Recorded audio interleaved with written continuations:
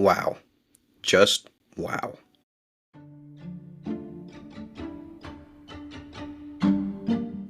Alright, guys, big episode this week. We've got a twist in the story that I didn't remember coming for a long time. Brings a lot of emotions up. I had a hard time reading it, I had a hard time recording it, and now I'm having a hard time editing it. So, hopefully, you guys will enjoy this. I'll get better with it. We'll see next week how my interview goes, if we're able to make it happen, if I'm able to stay dried-eyed and hold my own composure. This person that I'm talking to might have some experience with what we're dealing with in this as well, so be great to hear their side of it. But hopefully you enjoy this episode, and let's get into it.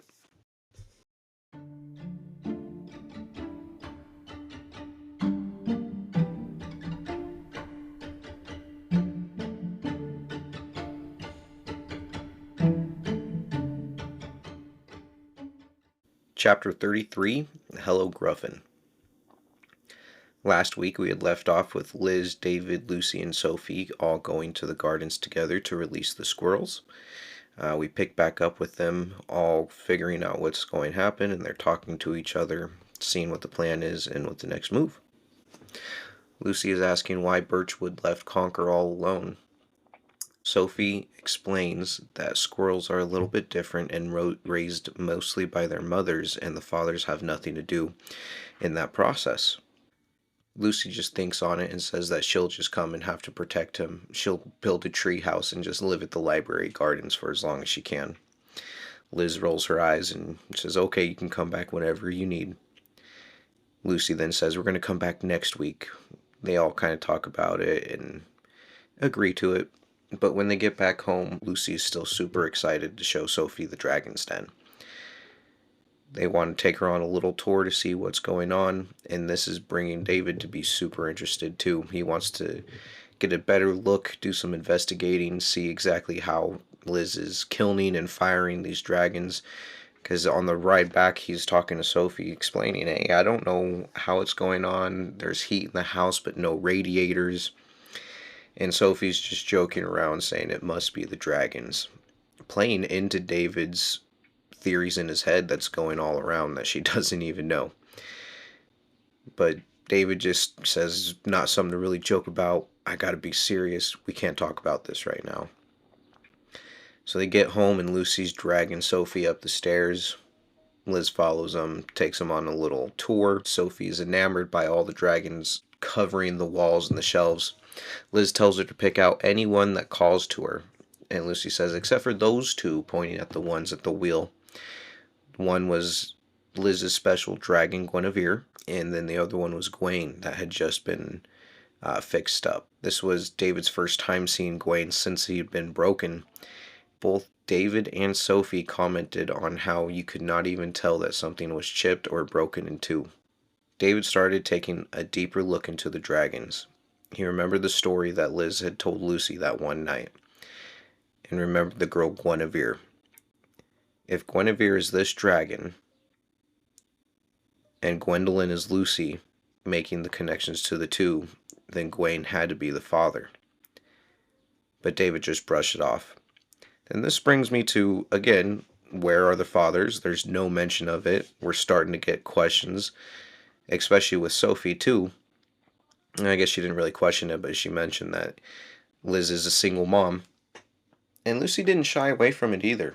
But it seems like Lucy's pretty numb to it. Like she knows the story, but we haven't been told, period. And when David looks at Gwaine, he can't recognize anybody. And to me, that doesn't really mean that there isn't a father so much as we just haven't met him yet. Because if these dragons are supposed to symbolize people that, in some way, shape, or form, whether by the items or the look itself, people that we know. And hopefully in the future we'll get to meet him, or no, I don't remember. It's been far too long. So it's a nice little seed to be planted. But as they're going through, David's still trying to investigate, and he's not being subtle at all. He stumbles down, saying that he might have slipped on some clay. But Liz looks around and she knows that she keeps the place spotless. There's no clay on the ground whatsoever. It's squeaky clean. David's looking on the ground for some kind of radiators, And then Sophie kind of pulls him to the side and says, maybe she doesn't need a kiln. It's a special type of clay. But David thinks back and says no, because when Gwen was being fixed, she put up a sign saying kilning in process. So that can't quite be it. And this whole time I'm reading David just being kind of klutzy, fall around. I'm just thinking, lock in, man. You got to lock in. He's spacey and not responding in proper time or even to the right questions. And so Liz is starting to catch on, seeing that something's going off. One of the questions I also had when we were talking about the dragons and who they're connected to, David says that when he looks at Gwendolyn and Guinevere, he can see Lucy and Liz respectively. I want to know if it's just a feeling that he gets or if it's legitimately the features of the dragon resembles the features of the girls themselves. That'd be interesting to know. David is then talking to Liz about how it's the dragon dreams and he knows something's going on, but she's just withholding the information. When Sophie's scanning the shelves, she picks out a little dragon. Sophie says that this is Grace. She's a listening dragon. But as Sophie is looking at Grace, she notices one that piques her interest. She picks it up and Lucy says, "Oh, that one's not for sale either." She looks over and picks up Gruffen, who's in his wrong place. David remembers Gruffen as being the security dragon, and he freaks out, saying that that's dream. I had a dream of that dragon. And Liz just tells Lucy to put him on his proper place.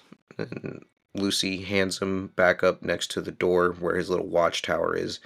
And David notices there's a new book. And he says, "I didn't see that in my dream. That wasn't there."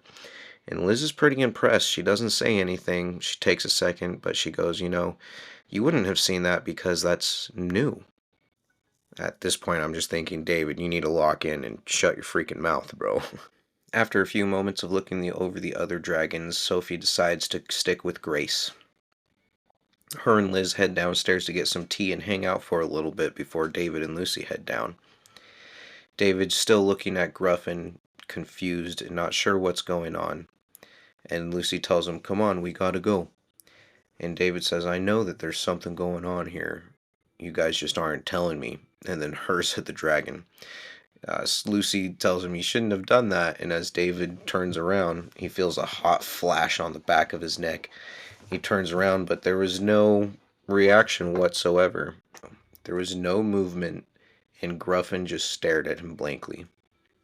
Lucy tells him that's what he gets, and they move on down to go join Liz and Sophie.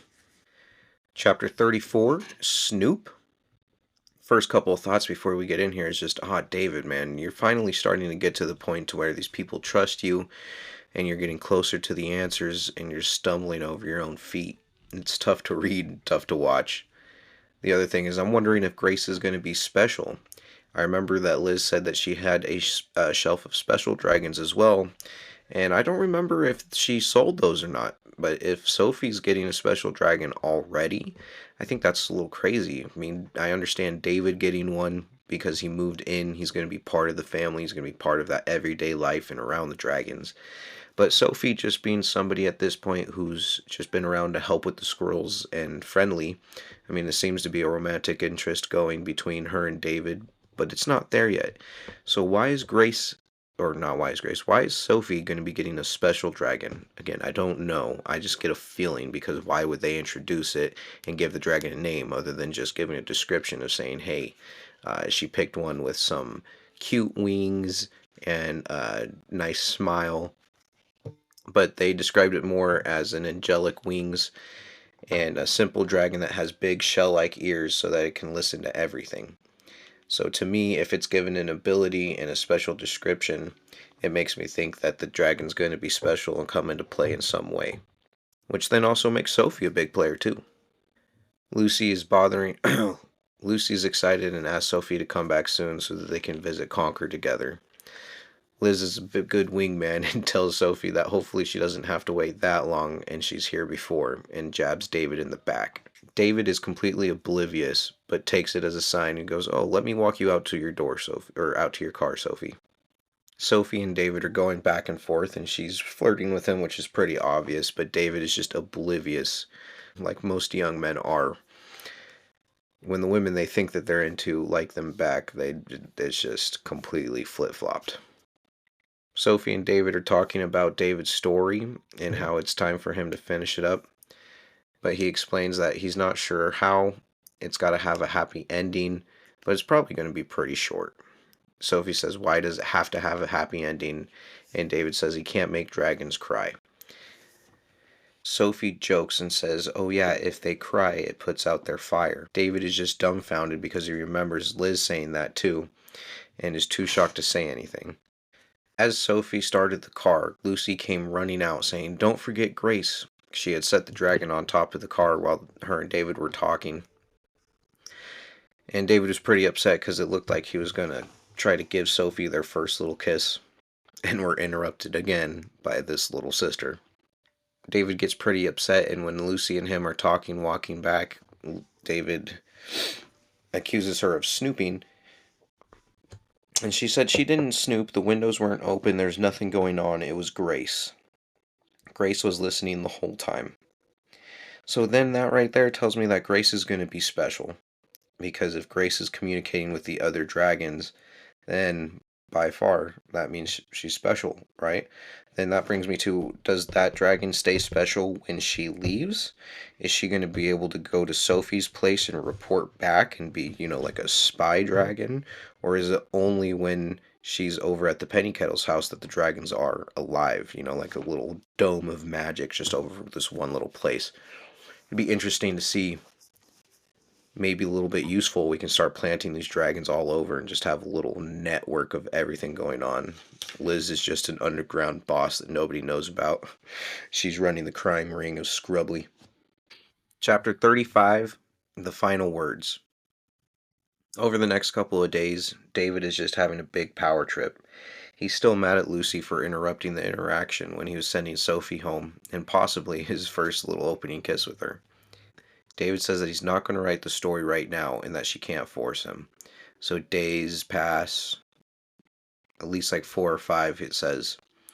And then one day when Lucy gets back from a dentist appointment, there was the squirrel fairy that stopped by and 2 pages under her pillow.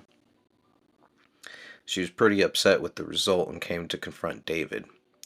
David didn't want any part of it. He was sitting there watching TV. And as Lucy's starting to open her mouth, David's just telling her, "I know what I wrote, Lucy. I'm the one who did it. I know the story." He's interrupting as she's reading this. And it does sound pretty flat. It says that Conker is just, that Conker finds a little hollow tree at a good safe level and just lives there happily ever after. It's about 2 pages long. And Lucy starts complaining. David asks her what she wants because he has to have a happy ending. Lucy starts giving him ideas and saying, "Hey, maybe you could write about some adventures that he has, or maybe you could do this and do that." And David tells her, "No, that's a whole nother story." She gets excited and says, "Yeah, exactly. I want a whole nother story." David says, "No, I'm not going to do that, Lucy. That was not part of the deal. The deal was one story." So Lucy still shoves the papers back at him and says, "You know what? At least write this. At least write this good ending." And, I really agree with Lucy. I think an ending needs to have some kind of impact. People don't need to die necessarily. You don't have to have a good twist. You just have to have a solid ending that brings whatever journey you're on to an ending with closure. I think any series that's worth taking in, whether it's a book series, TV series, movie series, if it just goes on too long and drags on too long, you get lost in the sauce. I used to love Marvel with my heart, but now, in order to watch one movie, you have to watch 5 other movies from 10 years ago just to understand what's going on with this one character. And then there's 3 new characters in every single one. That's tough to do. But if you have something that only has 2 movies with a solid end and a good story, to me, I appreciate that really well. So I agree with Lucy here. David agrees too. He's going to sit down and write. He's got some writer's block, though, so he talks to Gadzooks. And he's picturing him, Gadzooks crystal clear in his mind, chewing on his pencil, whips it out real quick, and writes down 9. David's not really sure what that means, but he sits down, turns on his computer, starts typing out 9. It takes a couple of seconds. 9 what? 9 hours, 9 days. Then he finally lands on 9 bongs. Earlier in the book, I remember it being that it was kind of bad luck for 9 bongs. I know that the Scrubby Library clock had been off, and you can't trust the bongs for the time, especially when it came to daylight savings. But I do remember them saying that when it hits 9 bongs, it's doom and gloom. David gets really quiet too because he's remembering the same thing and looks at Gadzooks and he says, "What are you? I can't write that. What are you doing? I'm not going to." You can see Gadzooks get pretty quiet. He drops his pencil and his pad, gets all droopy. At the end of the dream, David feels a brush on his shoulder, and it's Sophie there to. At the end of the dream, David's still upset, but he feels a brush on his shoulder, and Sophie's there to comfort him. She can see that he's pretty upset and says what's going on. And he says he doesn't want to talk about it, but he could use some fresh air, so let's go for a walk. Sophie says that's a great idea. It's time that we go to the gardens anyway. So she goes to invite Lucy. David tries to protest real quick, but Sophie quickly shuts him up and says that's what this was all about, right? We promised that we'd go see him, and if we go there without her, Lucy's going to be devastated. So David gives in. She goes and tells the girls. Liz and Lucy start packing up and getting ready to all go to the gardens together. Sophie's a good girl.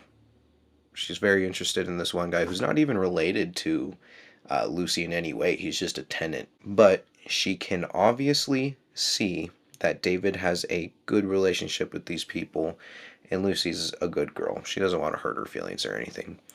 Chapter 36, The Spotting Game. After Sophie convinced David that everybody's going, David then goes on to say that he hasn't been feeling well. He is running a little bit of a fever and has a slight cough, and is progressively getting worse. Lucy is looking at David and tells Liz that it might be dragon pox. Sophie's asking questions about what that is, and Liz just laughs it off, saying that that's their version of the coughs and sniffles. Lucy brushes it off but pulls out a whole bag of peanuts and walnuts and a different assortment of nuts for the squirrels and says that she came up with a game. It's the spotting game. If you see a squirrel, you feed a squirrel. If you see a squirrel, you're going to feed it a peanut. But if you can call dibs on a place where there is a squirrel and there's one there, then you get to feed them a walnut.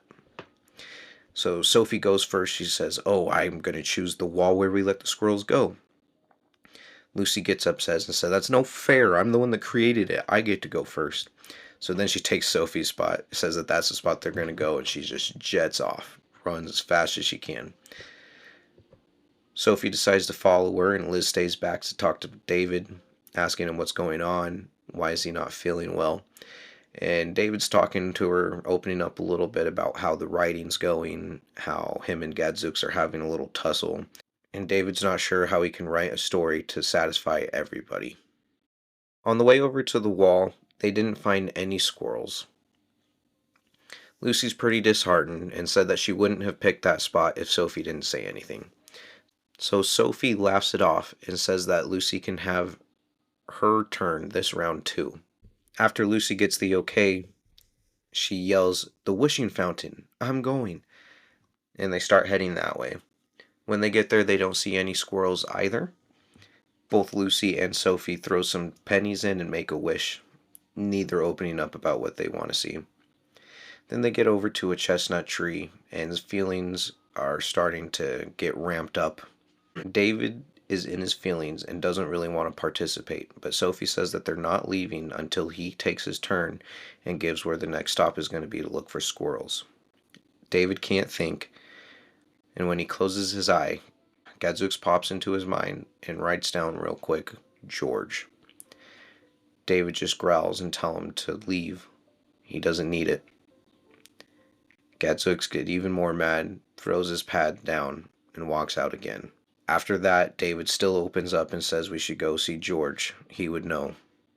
As they start walking down the path, David hears 9 bongs right when the little gardener shed comes into view and stops in his track. He doesn't have a good feeling at all. And to me, actually hearing the bongs uh, is not good. I thought maybe the bongs in the story for David, he'd end up, maybe something bad or attacking happening in his story. But hearing the bongs here in real life makes me think that we might be in for a not very good surprise at the moment. Lucy and Sophie are running up. They go talk to George first, and David notices a little pile of clippings from mowing the grass and gets a sinking feeling in his stomach, so he goes to check that out before talking to the gardener. Liz walks up to the gardener as well, so David's off by himself. Liz, Lucy, and Sophie are all talking to George, and they're asking about they're asking about the squirrels, where they could find some. And George is saying they're all around. They were there yesterday stealing his food again, but he hasn't seen any today. It's been pretty quiet. He's only seen one over by the chestnut tree. And Lucy perks up and says that they were there, but they didn't see any. George gets kind of quiet and looks down at the ground, and he says, "Yeah, you probably wouldn't see him. He's not there anymore. I plopped him down there over yonder," and points at the clippings where David's at. And David just is staring down at the ground. The girls are all looking over at him, silent. He stands up, and in his hands he's got a limp, gray body in his hand. He's got Conquer dead. And that brings us to the end of chapter 36. Chapter 37, Nature's Way. Lucy is completely beside herself, starts crying, doesn't know what to do. David is stunned and silent. George then remembers Liz and starts questioning and saying, "Oh man, did you guys know this squirrel?" Sophie pipes up real quick since everybody's having their own reactions and says that she's from the wildlife hospital and these people were helping in the study of relocation of squirrels from gardens to woodland, or not woodland, she says, to library garden places. And these people were helping. George kind of recalls and says, "Oh, so this was like a pet." And that makes Lucy cry even more. He looks over at David, recognizes him from months ago, and says, I know you, don't I?" And David says, "Yeah." Talks about what they were doing and how long it's been. George can see that it's pretty hard on Lucy. David asks if they can bury Conquer here in the garden somewhere. George just says, "Give me 1 second, just bear with me," and disappears into a shed. Comes back with a little trowel, which is like a little mini garden shovel, if you're planting some pots or something. And as he's patting his hand with it, he looks over at Lucy and he goes, "You know, I'm not sure if this is going to help, but I'm going to say it anyway." And he gives her the circle of life speech. He says that an entire squirrel's life, they live in the tree, they eat from the tree protects them, provides for them, and does everything that they need. And that it's only right that at the end of a squirrel's life, it helps give back what it took from the earth, because trees take the nutrients from the ground. So George says that it's best that they probably bury him close to a tree. He hands the shovel over and says, "Go bury him where he's going to do some good." After George was done, Liz and Lucy share a look, and Liz says, "We can understand that, can't we?" Lucy looks down and with a little sniffle says, "Yes, they can." They walk back over to the big chestnut tree, lay Conquer down. David traces the outline of his body so he can get the right size and starts to dig. The whole time that he's digging, Lucy's talking to Conquer, telling him the whole story. Talking to him about David showing up, Mr. Bacon in the traps, about Snigger coming to help save him, about how she loved him, and she'll always love him. David was able to time the digging with her speech, and when she was done when she was done talking, it was time to bury him. Lucy asks, "What now?" And David says, now we put him to bed. David lays Conker down, and Lucy's looking at him, saying that he looks nice and pretty, as if he could be sleeping. Liz says yes, he looks like he wuzzled off nicely. At these words, David's eyes start to fill with tears, and he needs to walk off a little bit. So after they cover up Conker's body with dirt, each saying a little nice word, David puts the last piece covering up his body and walks away. Sophie and Lucy finish putting the rest of the dirt in the hole, patting it down, and finishing up. And Liz goes to talk to David. She's asking him why, what's going on, are you okay? And David's now even more upset because he's not sure how he's supposed to write his story with a good ending and not with the truth. And Liz understands that and is trying to talk to him.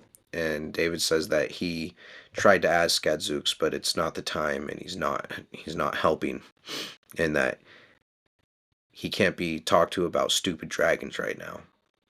That shoots Liz into just absolute silence. David storms off and doesn't say absolutely anything. Lucy and Sophie come walking up asking what's going on, why there's a bunch of yelling, and why David's talking about the dragons. Liz just says that David and Gadzooks are fighting, and Lucy gets wide mouths asking if Gadzooks is crying. And Liz says that there's probably still time, but David does need to work on it. And lots of thoughts there. Chiron, the centaur mentor, strikes again, and Liz is holding back information for whatever reason. I don't think now is the time, especially with everything going on between the story, Gadzooks, Conker. I mean, I know it's all integrated, but they're going to affect everybody differently. So if David's going to get any of the story or have anything make sense, I think he needs to hear it soon. I know I do. I don't like mysteries. I mean, it's why they want you to read, but hey, let's get over it. This brought up a lot of feelings. A lot of feelings. I recently, I guess not recently, I lost my dog in April of 2024, so it's been just over a year now. But I did the same thing. We had a little garden out back where we have a couple of things growing. We got some peppermint, we got some green onions, we got some potatoes, and a couple of other things. But I wanted a way to honor him, and so we buried him back there to help grow a couple of other things. We also planted a willow tree. It's my grandma's favorite. We had one that was needing to be planted anyway. And so we dug a big old pit, put my dog down, and it's nice to know that when I can look outside and see the garden, see the tree standing, that my dog's part of that. It also makes you think about when they're gone. You see a lot of those videos on TikTok or Instagram about people with older dogs and their memories, flashbacks of when they're young. And if there is an afterlife, you'd like to think that all your loved ones are going to be there and you get to see them and interact again. I would love to interact with my animals. Had a couple of dogs throughout. I'd love to interact with my animals. I've had a couple of dogs throughout. And that also makes me wonder if they would remember you in the time when they knew you or in the time that you kicked the bucket. I had my dog when I was like 16 to about 24. So would he remember me then, or would he remember me when I kicked the bucket, hopefully when I'm 80 years old? Who knows? It would be nice to play catch again, though. Anyone that's lost a pet knows the feeling. For a children's book that hit pretty hard, maybe it's just because this is the longest I've gone without an animal, period. But I was surprised with the emotions that this thing turned out. Pretty solid writing. I think the cycle of life speech really hit me hard because I believe in that too. You need to give back what was given. All energy is cycled, can never be created or destroyed, just transferred. And at some point, the energy that we consume needs to be given back. We can only hope that it's to a good place. Chapter 38, David returns. My first thought my first thought after all this is, man, David better have an apology ready. Even though things are a little crazy, dragons are hard to believe, magic is hard to believe. There's also been no confirmation on it whatsoever. So when someone like Liz is just kind of giving you half truths and a little bit of information here and there, you don't really want to believe it. But still, since she is your your landlady in the place that you stay, you can't just be popping off like that. You got to word it better. You got to hold back just a little bit. Bite your tongue, man. Be smart. Pick your battles. But when David gets back, he's visibly sick. He's sneezing everywhere and just absolutely soaked. There was no mention of rain, but coming in, being that way, you could only imagine. Liz is telling him that he needs to warm up slowly, hands him a towel, tells him to go lay down, get under the blankets. David's going and follows direction because he just doesn't have the energy to fight and doesn't want to. He knows that he messed up. Lucy brings him a towel. He's then changed and under the blankets, cuddling his little teddy bear with Bonington down at the feet of his bed by the time Liz comes in with a cup of tea. And they start talking. David does apologize. He's saying, you know what, I know that you're mad at me, and I'm sorry. And Liz starts going off and saying, it's okay, it's no big deal. You just tracked a little bit of water through the house. And David says, no, no, no, not about that. I'm talking about the way that I talked to you, the things that I said. I'm sorry about that. Which overall was a good apology. I think he could have addressed it as soon as he got home without waiting several minutes, but the fact that as soon as he did started talking, the first words out of his mouth were a decent apology makes you feel a little bit better about things. David explains that he was just in his feelings, especially hurt that once they got there, the first time they're visiting him again, he was dead. Makes it feel that all this effort through the traps, the writing the story, going to the library, was all for naught. Nothing came of it. They didn't do any good. They couldn't see anything. Liz explains to him that he's made a huge difference. He's brought joy and adventure to a little girl's life, countless of other effects over at the library that they can't see, and they helped a couple of squirrels live longer than they would have. David still brings up that he doesn't know how to write an ending without fudging the truth. He then tells Liz that he's already tried talking to Gadzooks, but it's not working. Whenever he pictures him, he just doesn't show up. He then gets a little nervous and starts looking around and notices that Gadzooks is no longer on the shelf. He's nowhere to be seen in David's room. David starts freaking out and says, where is he? I need him. Liz tells him to calm down and it's okay that Lucy probably just took him upstairs because you know how kids are. If he's sad, they need to be taken care of. David knows that Gadzooks is sad and thinks it's because that David doesn't want to write the sad ending. Liz then goes on to explain that it's not the ending, it's that David seemed to reject Gadzooks altogether, and that the only way to save a dragon is to love him completely.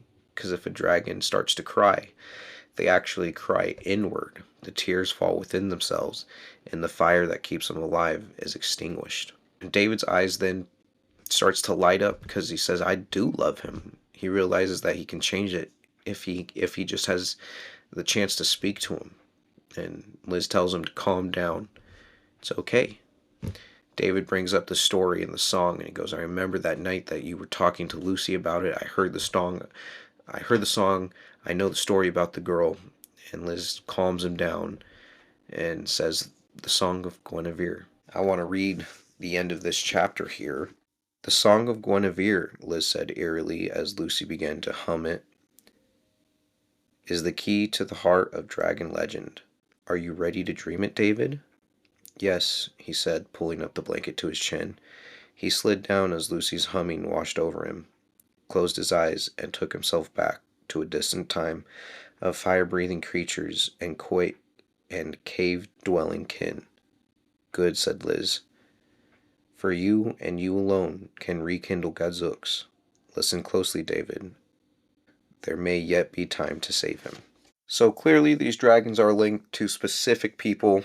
I want to know how you get your link, because if Liz is the one making them, it makes me think if there's magic involved, wouldn't they only be linked to her? Or shouldn't you be shouldn't you be part of the creative process for them to be linked to you in some way, shape, or form? Or do they just wake up one day and know, like, oh, that's my person?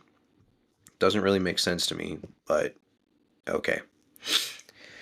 Then there's more questions. I'm wondering, obviously dreams are powerful here. Whenever David is trying to get Gadzook's inspiration, he has to picture him in his mind, which to me is a daydream, right? If you're sitting there imagining something that's not real, but you're awake and you know what's going on, that's a daydream. Those seem to be a certain type of interaction. And then when you have a dragon dream, when you're sleeping through the night, it seems to take you back to the past. So I want to know why there's a difference in the magic between the two dreams, or is it you just channeling it and seeing what you want to see? But when you're dreaming for an actual night of sleep, or you just don't have control, it's just your subconscious, so you see everything. Versus if you're conscious doing a daydream, you have a stream of thought, you have a goal in mind, so it's very precise, and you're able to kind of direct that dragon's gift. Just makes me wonder. So, obviously, we're getting close to the end of the book. I think we only have maybe 2 or 3 chapters left. It's going to be pretty big. I am hoping to have a guest on next week to help me bridge between the two. We're going to theorize. I'm going to bring up a couple of bullet points, go through my notes, see some of the unanswered questions that I have, hopefully ask them what they have too. So, yeah. I am very interested in some feedback. If you guys have some questions that you want answered in between this and the next one, please let me know. Like I said, next week will be the last episode in book 1. Book 2 will be Ice Fire by Chris DeLacy, the second book in the Last Dragon Chronicles. So if you're willing to come and join me and continue on this journey, it only gets crazy from here on out, you guys. This first book is a slow burn, gets you introduced into the idea of how dragons work and how you can interact with them. And now they're about to just slingshot us into a bigger world of fantasy that, sucked me in way back when and actually got you to read novel books back when, DS's, Game Boys, and bunch of video games were all starting to come out at once. These books got you sucked in. So join me. It's a little bit bigger. We'll have a lot more to talk about and discuss. And yeah, I do have a question for you. We all know that special dragons have abilities or special items based on the people that they're given to or they're supposed to be connected with. So shoot me an email. Let me know what your dragon would have. For example, David's is an author dragon. He has a pencil and a paper. I'm a construction guy slash podcaster, so I might have a hammer and a microphone. But shoot me an email at gadzooks@gmail.com. Let me know what your dragon would have. Also, shoot me any comments, questions, concerns, anything that I can do to improve the podcast. I'd love to hear from you guys. Thank you for joining me. It was awesome to have you flyers, riders, and riders out here. Hopefully, your flight back has no turbulence. Be safe.